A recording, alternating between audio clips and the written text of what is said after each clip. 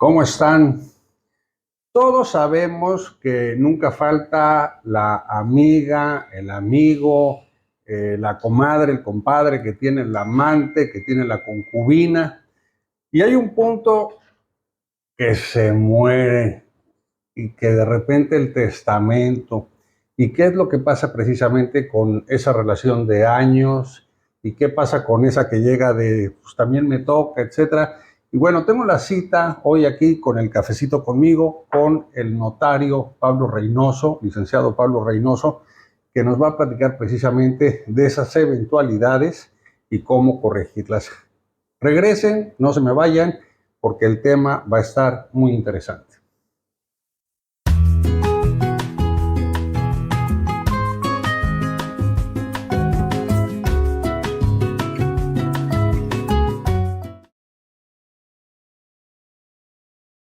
Bueno, pues aquí estamos de vuelta, mi querido Pablo, muchísimas gracias. Muchas gracias a ti, Alfonso, ¿cómo estás? No, agradecido. Bueno, como te dije en la invitación, es platicar un poquito de esa personalidad, qué consejos das, porque luego hay mujeres que saben, inclusive hay mujeres que saben que el marido tiene amante y que luego no le vaya a salir con que pues llevábamos años y miren, y aquí está la evidencia, etcétera. Y sobre todo, evidentemente con confidencialidad, casos que tú sepas, esto ha pasado, ¿no? Claro. Bueno, sí he tenido algunos casos bastante interesantes. Y aquí hay que dejar clara varias cosas. Primero, en el derecho civil y en materia sucesoria tienen derecho a heredar los parientes más cercanos cuando no hay testamento. ¿Quiénes son los parientes más cercanos? Bueno, primero es el cónyuge, los hijos, los padres o descendientes en línea recta más extensiva. Esto es padres, abuelos, etcétera, hijos, nietos, etcétera, pero los más cercanos excluyen a los más lejanos, ¿de acuerdo? Esto es, un hijo, y además la línea descendente excluye el ascendente. Un hijo se va a preferir o va a ser heredero antes que un padre o que un abuelo, ¿sí me explico? Okay. Y la línea recta también excluye la colateral. Esto es, los hijos y los nietos serían preferidos sobre un primo, sobre un tío o sobre un hermano, ¿de acuerdo? Ok. En ese orden de ideas tenemos que determinar que cuando no hay testamento, tiene derecho a heredar la esposa o la concubina. No todas las legislaciones civiles son iguales. Por ejemplo, el Código Civil Federal dice que el cónyuge, si tiene bienes, hereda. Perdón, no hereda. Si tiene bienes, no hereda. Y si no los tiene, sí hereda. ¿Y cómo hereda? En proporción de un hijo. Pero no todas las disposiciones civiles son iguales. En Quintana Roo, el cónyuge hereda como un hijo, si no hay testamento. ¿De acuerdo? Ok. A la concubina se le aplican las mismas disposiciones. Una concubina o un concubinario tiene los mismos derechos de un cónyuge. ¿Cuál es la diferencia? Y perdón que te interrumpa, pero posiblemente hay del otro lado alguien que está, claro, yo que soy, ¿no? O sea, ¿cuál es la diferencia entre concubina, amante? Claro, a ver, eso es muy importante. El estado civil de una persona o se es casado o se es soltero. No es divorciado, viudo, etc. Eso, un divorcio o viudar te vuelve a dejar en estado de soltería. O eres casado o eres soltero. En la figura del matrimonio, bueno, pues es toda una institución bastante regulada, que tienes muchos derechos y muchas prerrogativas, que si quieres otro día platicamos de ello. En materia de concubinato y ojo con esto porque le estás dando al clavo, para que exista concubinato se requiere que sean dos personas libres de matrimonio. Punto número 1, tienen que estar libres del matrimonio. Libres de matrimonio. Ambas. Ambas, que cohabiten. Depende de cada legislación, pero en Quintana Roo es que cohabiten durante 2 años o antes si tienen hijos en común. Ok. ¿Qué pasa muy seguido? Mucha gente ha ido a mi oficina y me dice, oiga, licenciado, es que yo me casé, me separé de esta persona hace 20 años y yo ya vivo con alguien más. Y creen que por el paso del tiempo, de manera automática, se disuelve el vínculo matrimonial que se guardaba con la primera persona. Y eso no es verdad.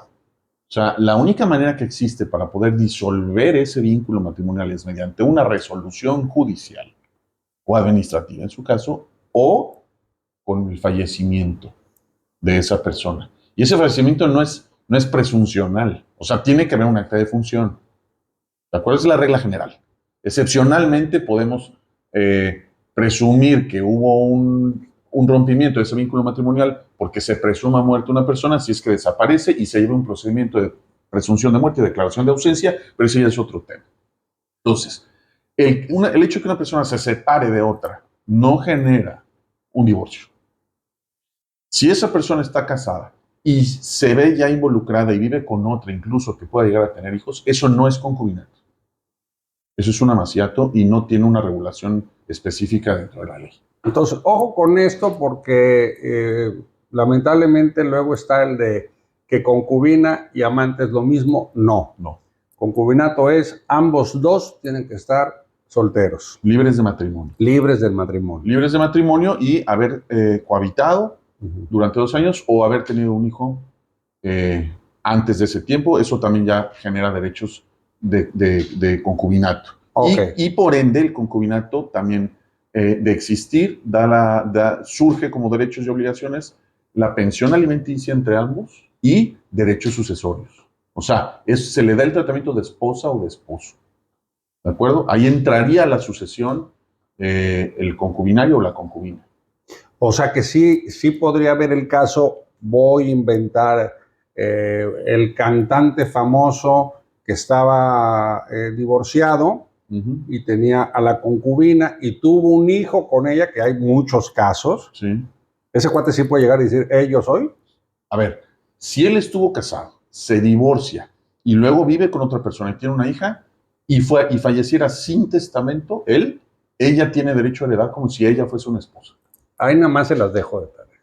Correcto, porque hay concubinato. Y a ver, es una figura que protege a la institución de la familia. O sea, no hay un acta de matrimonio, pero ellos están en toda libertad de vivir juntos. No hay un amaciato. ¿Sí me explico? Ahora, ¿qué pasa también cuando 2 o más personas viven en concubinato de manera simultánea? ¿Y qué? Viven en concubinato o en un concubinato de manera simultánea. A ver, no puede haber 2 concubinas o 2 concubinarios simultáneos. La ley ahí te dice, ahí no hay concubinato. Ahí no establece por ejemplo, será concubinaria la primera, no, ahí la ley te dice ninguno, o sea, no hay concubinato en ese caso. Ahí lo que hay es cinismo, ¿no? Hay mucha suerte. Ahí hay descaro y hay cinismo, ¿no? Pero no, ahí la ley te dice no al lugar al concubinato.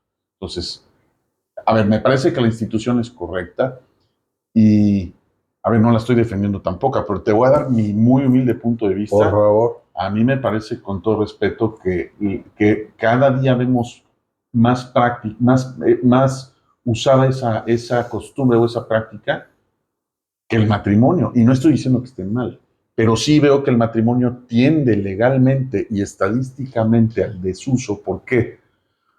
Bueno, porque es más complicado separarte de la pareja con un matrimonio y llevar un juicio de divorcio que vivir en concubinato y romperlo, porque el concubinato se rompe cuando existe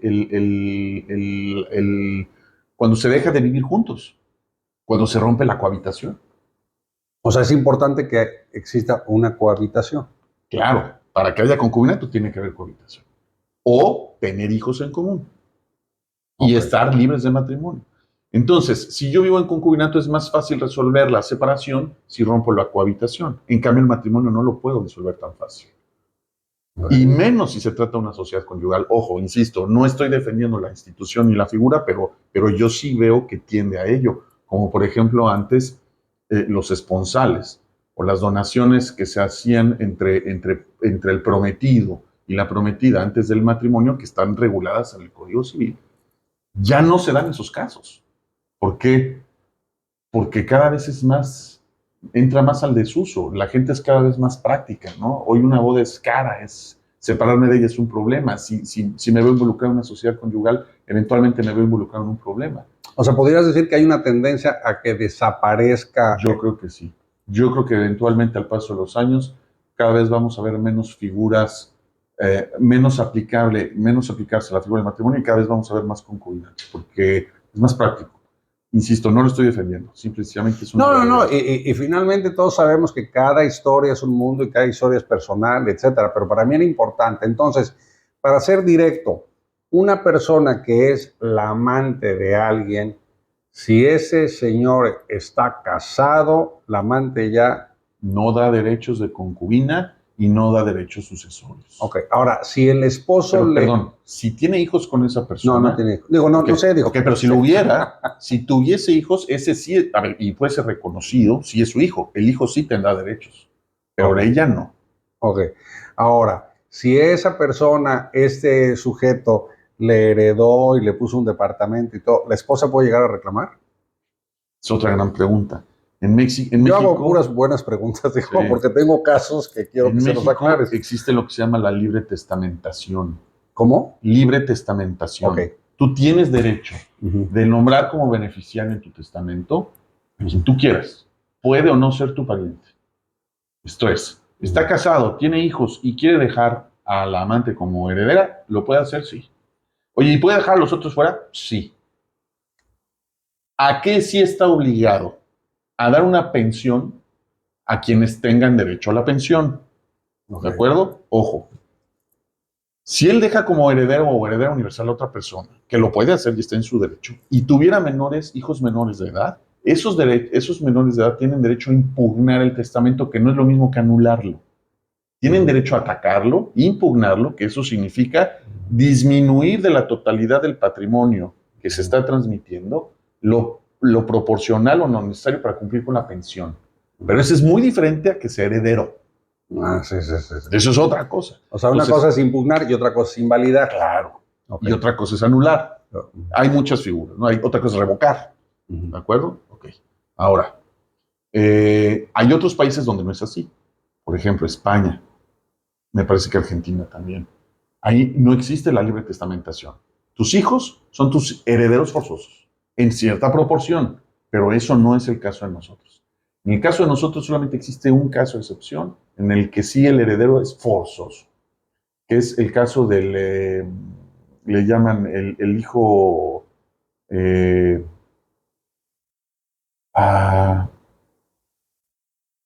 el hijo que nace después de que falleció el autor de la herencia. Esto es, él fallece estando embarazada la mujer. Ese hijo es heredero forzoso. ¿De acuerdo? No me acuerdo el nombre técnico ahorita Digo que yo creo que debe pero ser muy difícil, ¿no? O sea, imagínate a alguien que va a tener un hijo y se muere. no, yo he visto varios casos en la práctica. ¿Sí? Que el papá lamentablemente tiene embarazada a la esposa o a la novia, él fallece y con posterior al fallecimiento de él, el hijo nace. Oye, una pregunta, ¿y los hijos son todos, sea del primer matrimonio, del segundo matrimonio, todos los que tengan el apellido, la sangre? Si es reconocido, sí. Es que la maternidad no está sujeta a prueba. No, pero ¿cómo que reconocido? Por el padre. No, pues sí, o sea, en teoría. Es que podrías no reconocerlo. No, sí. O sea, si lo reconoces es tu hijo y el hijo tendrá derecho a esa pensión, pero no estás obligado a heredarle. Si es a través de un testamento. Si estamos hablando de una sucesión intestamentaria, entonces el hijo sí tiene derecho. ¿Sí me explico? Ojo con esto. El testamento es que tú tienes derecho a disponer de tus bienes como tú quieras, libre testamentación. No hay testamento, entonces la ley presume cuál sería tu última voluntad y dice a través de reglas quiénes son llamados al proceso y trae a los más cercanos. Esto es, los hijos. Oye, Pablo, platicando un poquito en tu experiencia, 3 casos, evidentemente sin decir nombres, pero 3 casos que digas, pasó esto, sí pasa, y falló por esto, o sea, algo que le digas a la gente. Ay, hermano. En cuestión testamentaria, en cuestión de... Ajá. Bueno, a ver, me han pasado muchas cosas, ¿no? Pero yo lo que le recomiendo a la gente es que no exista conflicto. Porque de haber conflicto, uno, los notarios no podemos por ley conocer de la sucesión. Entonces, forzosamente se tendrán que ir a un juzgado. Y generalmente, y lo digo con todo respeto a los colegas abogados litigantes, quienes se ven más beneficiados pues en la distribución del patrimonio, pues entre ellos van los abogados litigantes y lamentablemente los procesos sucesorios en los juzgados llevan mucho más tiempo. A veces son invitan más al conflicto entre los herederos y eso hace que los juicios sean más largos. Y ese dinero, pues los herederos pues, van a empezar a gastarlo en el proceso. A mí me ha pasado en la experiencia, lamentablemente, bueno, he visto de todo, pero me ha tocado que en muchos casos hay que hacer un inventario. Entonces nosotros nos damos cuenta de lo que hay. Y a veces me ha tocado ver que por muy poquito los hijos se matan por 2, 3 metros cuadrados, entran en conflictos tan duros que no terminan resolviéndolo. Y me ha tocado ver herencias muy grandes en el que los herederos entienden y saben que si entran en un conflicto, se van a ver emproblemados en tiempos y en costos. Pues lo que les conviene a todos es tratar en la medida de lo posible de llevar el barco a buen puerto de la manera más fácil. Y si no hay testamento, hay reglas, insisto. O sea, el problema es cuando hay confusión. Cuando las personas creen que tienen un derecho o un derecho mejor que otro, ahí viene el conflicto. Que muchas veces es ego también, ¿no? A veces es ego, claro. Entonces, cuando las reglas son muy claras, y además me parece que la ley no está equivocada, es justa. Entonces, cuando está el heredero o el beneficiario, están ellos muy claros de la situación, pues todo debería fluir de una manera más fácil. Otra cosa también importante es, la ley dice que nadie está obligado a la copropiedad. ¿Y por qué te lo digo? Porque puede haber herencias donde haya 2 o más personas involucradas con un inmueble o con un predio. Y uno sí quiere y el otro no quiere, y otro está ofreciendo comprar, pero uno no quiere, etc. Entonces, yo ahí les diría, bueno, lo mejor es primero llegar a un acuerdo y nadie está obligado a mantenerse en la copropiedad. Existe lo que se llama derecho al tanto. Entonces, si yo estoy involucrado contigo en un inmueble, pues veremos las reglas para ver quién compra y quién vende. Pero si no se llega a un acuerdo en ese sentido, se venderá a un tercero. ¿Sí me explico? Eso es importante, creo que hay que considerar. O sea, las leyes, por lo que te estoy entendiendo, las leyes son muy claras. Perdóname. Hace rato, el heredero que estaba yo con la palabrita, es el hijo póstumo. Hace rato el que te dije. El hijo póstumo. El hijo póstumo es el heredero. Ese es el único caso de excepción en el que la ley obliga a que ese sea un heredero forzoso. El hijo póstumo. Fuera de eso, no hay obligación. Perdón. O sea, si ahorita lamentablemente falleció el papá y va a nacer sí, o ya nació un hijo que no alcanzó a ver al papá, se llama hijo póstumo, y sí tiene. Y ese es un heredero forzoso. Heredero. Y ese es un heredero forzoso. Ese es un heredero forzoso. Órale, no, que me imagino que debe haber muchos casos donde sí piden pruebas de ADN y eso, ¿no? Sí. Un rato. Bueno, sí, pero acuérdate que si estaba casado, el hijo se presume que es hijo de matrimonio. Sí, pues si está casado y si no está casado. Entonces sí, bueno, pues digo, serán pruebas. Esa es lo que voy. Claro. Ah, ya. Claro. Oye, no, pero lo que te decía es, al final, las leyes, sí hay una estructura legal que ayude. Sí. Y además no es una estructura recién inventada o que venga de nuestra, digamos, cultura moderna. Esto son figuras y son reglas que vienen desde el derecho romano, que fueron adoptadas en el Código Napoleónico y después en nuestros códigos civiles hasta la actualidad. Ha habido algunos ajustes, cada código civil tiene sus matices, pero la esencia es la misma. Yo les voy a decir una cosa, hace unos meses me tocó ver, y probablemente lo viste tú, un notario con una fila de documentos así tremenda. ¿La viste esa? Sí. Y dice, esto fue un pleito legal entre 2 hermanos por un testamento. Y ves el masacote. Y al final dice, se murieron sin poder ver la herencia. O sea, ¿cuántas veces por ego, por soberbia, por eso? Y lo que dices es realmente muy hermoso, ¿no? O sea, sí hay una estructura legal para ayudar, pero si entras en el no, es que yo fui el primero, no, pero es que a ti no te reconocieron, no, pues, ahí es donde entra el ego y donde uno pierde, ¿no? Correcto. Sí, yo creo que lo mejor es ir de la mano y, bueno, a ver, lo tengo que decir porque es real, el proceso sucesorio ante notario es mucho más rápido, porque se hacen 2 fases y en cosa de verdad, en 2, 3 meses se concluye todo el proceso. Los procedimientos judiciales se tienen que desahogar 4 secciones y sí lleva mucho más tiempo. Y eso, pues también tiene un costo. Entonces yo lo que les recomiendo es que pues en la medida de lo posible se acerquen a la notaría de su confianza. Ahora, los notarios no pueden conocer de todo tipo de sucesiones. Eso también es una realidad. Los jueces civiles sí, o los jueces de lo familiar.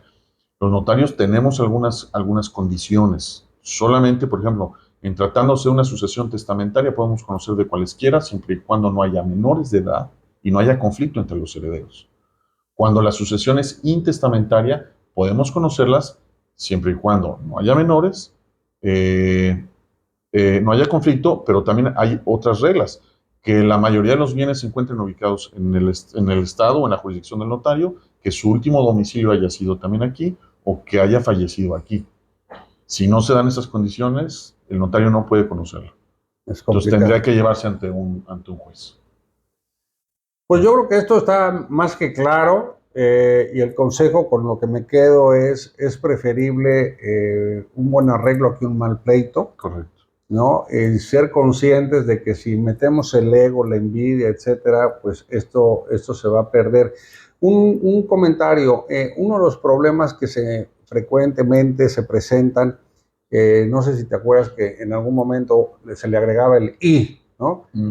Martínez y Villalpando, ¿no? Y en el INE no salían lo del I, ¿no? ¿Qué consejo das o dónde la gente puede ir en vida? Sí. Porque es un problema, o sea, si uno se muere y está mal el nombre y si con G, con J, etcétera, afecta. ¿Eso se puede arreglar?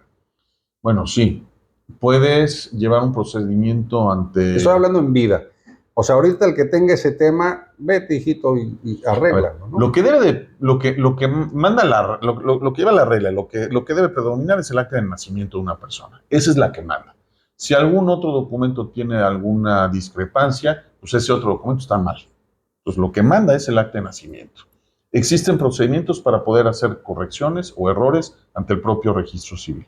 Pero nosotros lo que hacemos es, y le sirve mucho a la gente, no es que corrijamos la situación, porque no la corregimos, pero pedimos que concurra ante nosotros esta persona que está afectada y nos lleve la mayor cantidad de documentos posibles, instrumentos públicos en especial, o documentos públicos en los que se acredite estas discrepancias, pero que se trate de la misma persona. Viene acompañado de 2 testigos y todo esto se redacta en un instrumento público que le da solución a muchos de los casos de estas personas. Insisto, no es que nosotros no estamos corrigiendo el problema, pero sí estamos haciendo ver o estamos acreditando que todas estas discrepancias se tratan de un error evidente y que esos nombres con los que se ha ostentado se trata de la misma persona. Y eso o sea, sí se puede arreglar. Sí, se puede. No es problema. Sí. Por último, Pablo, evidentemente tú estás en Cancún, ¿cubres Quintana Roo o es Cancún nada más? Bueno, la jurisdicción de la patente es de Quintana Roo, pero sí tenemos una restricción en cuanto a nuestro desempeño y en cuanto a nuestra actuación, porque tenemos una jurisdicción municipal respecto de nuestra actuación. Okay. Entonces, a ver, yo puedo llevar operaciones de cualquier lugar de México, desde Tijuana hasta Chetumal, pero la condición es que el instrumento se firme en mi jurisdicción. Okay. ¿De acuerdo? Yo no puedo salir a actuar fuera. Y, por ejemplo, si se trata de alguna diligencia en la que nosotros los notarios podemos intervenir, como sería una fe de hechos, un protesto de documentos, no sé lo que sea, solamente lo podemos hacer dentro de la jurisdicción del municipio para la cual fue asignada esa patente. Entonces, siempre y cuando se firme aquí y yo actúe aquí, todo está bien. Ahí estamos dentro de lo que la ley establece. Durante la transmisión ha aparecido un teléfono que dice contacto, teléfono de contacto, teléfono de contacto. Es el teléfono donde pueden contactar al licenciado. Ya escucharon, hay cosas que puede, hay cosas que no se puede, pero bueno, aquí tenemos una guía y me va a dar muchísimo gusto tenerte en otro programa. Claro que sí, muchas gracias. Y como siempre, muchísimas gracias. Nos vemos en el próximo cafecito.